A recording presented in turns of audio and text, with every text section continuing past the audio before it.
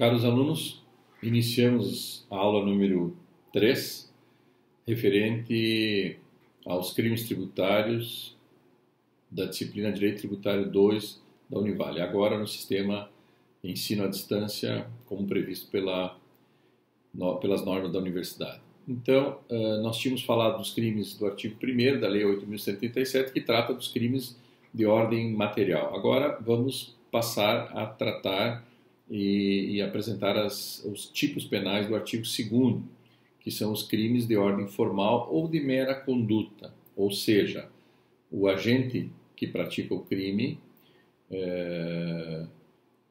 não precisa ter produzido como resultado a redução ou a supressão na arrecadação tributária, como se exige no artigo 1º, ou seja, no artigo 1º o crime é de ordem material, no artigo 2º o crime é de ordem formal. Crime de ordem formal ou de mera conduta, basta que o agente praticante do crime tenha praticado um ato tipificado no artigo 2º e que o resultado até nem seja a redução ou a supressão na arrecadação tributária. Então, independente do resultado, supressão ou redução do tributo, arrecadação tributária ou do tributo, está consumado o crime.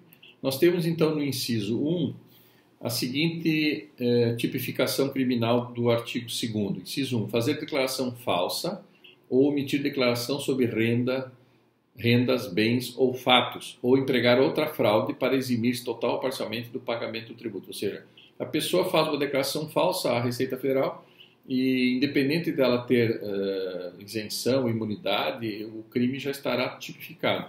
Ou seja, mesmo que não haja arrecadação tributária ou que ele não deva nada acerca desse tributo envolvido no crime, o fato dele ter prestado informação falsa ou omitido uma declaração já é suficiente para consumar o crime.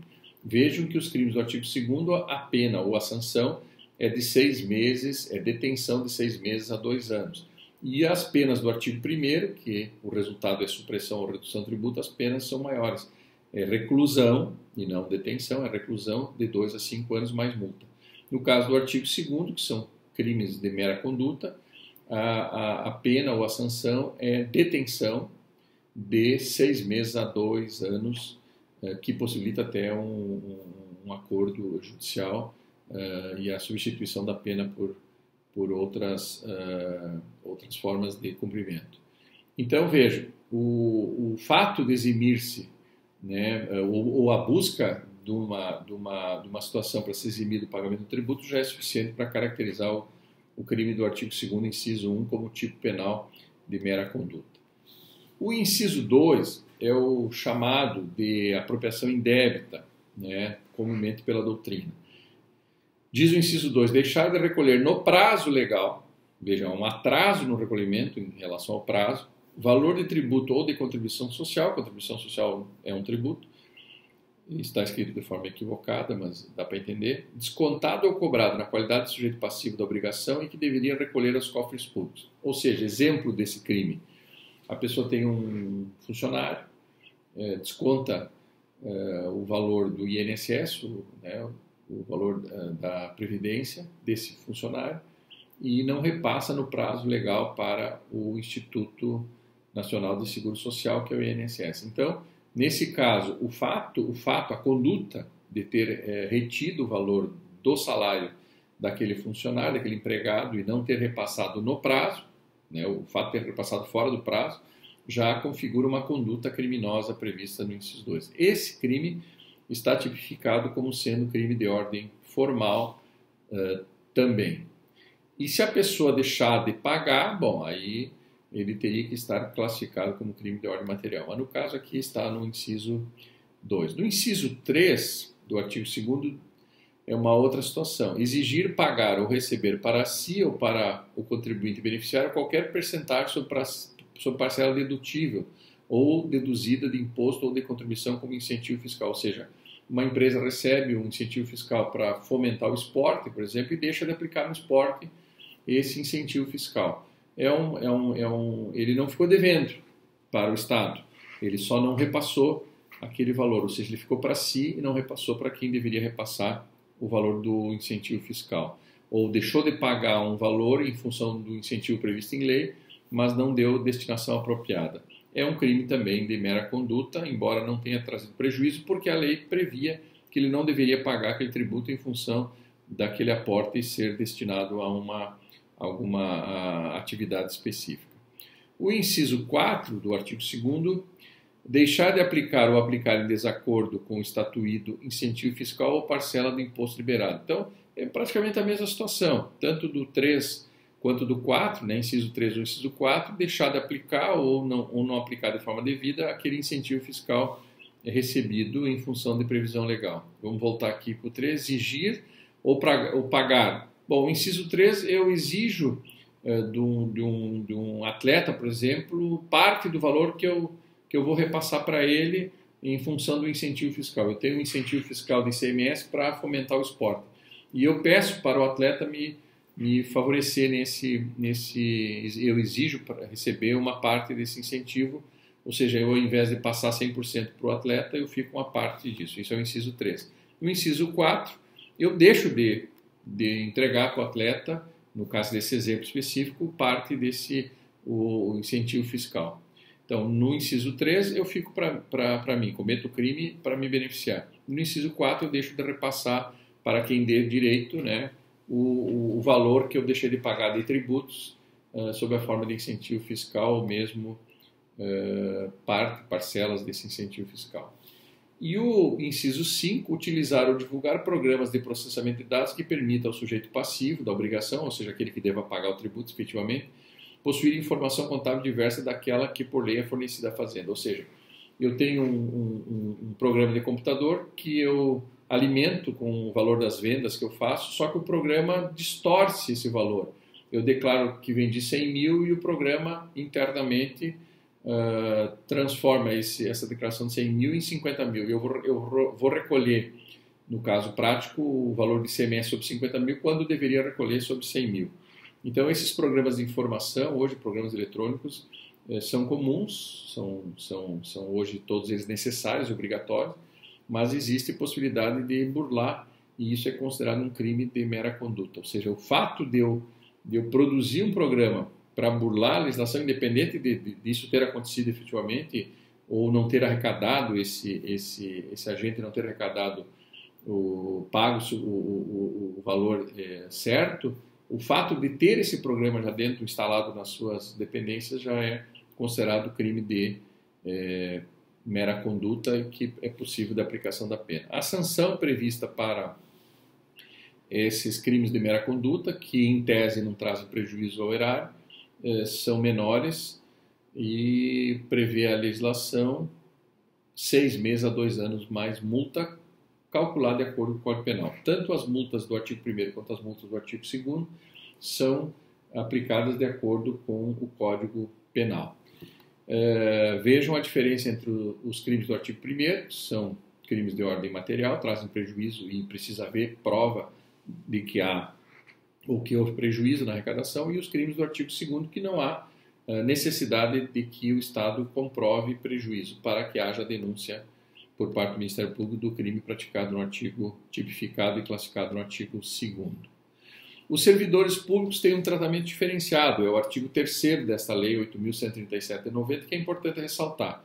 Por que os servidores públicos têm tratamento diferenciado? Porque as penas aplicadas a eles serão maiores, porque os servidores públicos eles têm a obrigação de defender os interesses do Estado, fazem concurso e têm cargos com funções definidas, né, e atribuições definidas. Então, nós temos aqui uma previsão de que se o servidor público, por exemplo, um fiscal, um auditor fiscal de tributos, extravia um livro de fiscalização, um livro oficial, ou um processo administrativo fiscal, ou qualquer documento que ele tenha em mãos, que possibilitaria no futuro uma arrecadação tributária, o fato dele fazer esse extravio de um documento que ele tem à guarda, ou mesmo inutilizá-lo, deixar molhar, perder, extraviar, inutilizar totalmente, impossibilitando o Estado de arrecadar um determinado tributo, é considerado então crime tributário aplicado ao servidor.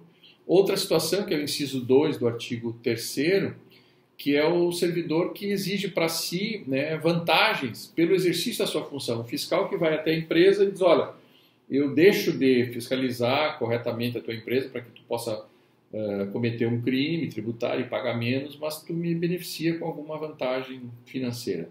Vejam que essa lei é interessante, que ela prevê que mesmo antes do fiscal, do servidor ter assumido o cargo e fizer essa atitude, tomar essa atitude, praticar esse ato criminoso, ele já pode ser penalizado. Mesmo antes de assumir o cargo, é possível que o agente público possa ser penalizado. Então, essas vantagens indevidas praticadas por servidores públicos em matéria tributária tem uma sanção prevista aqui e uma tipificação prevista no inciso 2 do artigo 3º, e a sanção, vejam, ela passa a ser de 3 anos a 8 anos, quando a pena mais severa para o contribuinte em si vai de 2 a 5 anos. O servidor público, a pena varia de 3 a 8 anos mais multa. Então, servidor que extravia livro fiscal, servidor que exige vantagens de ordem pessoal para praticar ou em conluio com um proprietário de empresa ou mesmo uma pessoa física que no futuro teria que pagar algum tributo devido, exigindo para si uma vantagem, a pena dele será acrescida e varia de 3 anos a 8 anos mais multa. Então, o servidor público, ao invés de defender os interesses do Estado, ele pratica esses atos e isso traz a ele repercussões maiores. Nós temos o inciso 3 do artigo 3º, que fala da famosa advocacia administrativa, ou seja, um servidor que patrocina interesse privado perante a administração. Um governador, por exemplo, convenceu algum fiscal estadual para não fiscalizar uma determinada empresa para beneficiar a empresa, e essa empresa, por consequência, ajuda depois esse agente político. Esse fato de agir em função da hierarquia, da superioridade hierárquica sobre um outro servidor, a favor de um determinado criminoso tributário, pode trazer para ele também algumas consequências. Então, essa interferência de um administrador público no trabalho de fiscalização tributária e é considerado advocacia administrativa, e pode trazer uma pena de reclusão de 1 a 4 anos, mais multa, conforme previsão do artigo 3º, inciso 3 desse diploma legal. Os agravamentos da pena também existem quando causa dano grave à coletividade, o crime ser praticado pelo servidor no exercício da função, né? O servidor pode praticar o crime antes da função e pode cometer o crime depois de estar exercendo a função de fiscal ou de auditor fiscal. Se ele comete já no desempenho das suas funções, o crime pode ser aumentado de 1/3 até a metade da pena. Então, o servidor público tem que ter atenção a isso, porque ele pode ter cometido o crime antes da entrada no cargo e depois da entrada no cargo. Antes de entrar no cargo, ele pode ter cometido já o crime, mas a pena é um pouco menor. Se ele já estiver nas funções, ou seja, a sua atribuição é exatamente o contrário, é ajudar a arrecadar, e ele pratica algum ato que impede a arrecadação correta, ele pode ter uma pena agravada de 1/3 até 50%. E quando é um crime praticado que se relaciona ao serviço ou comércio essenciais à vida ou à saúde pública, aí também a pena pode ser acrescida de 1/3 até 50% a mais. Nós temos então a figura da apropriação indébita, que é essa que eu li, que é o inciso 2 do artigo 2º, que é reter do empregado, do servidor, do seu empregado, um valor previdenciário ou imposto de renda retido da fonte, e não repassar para a União ou não repassar para o INSS.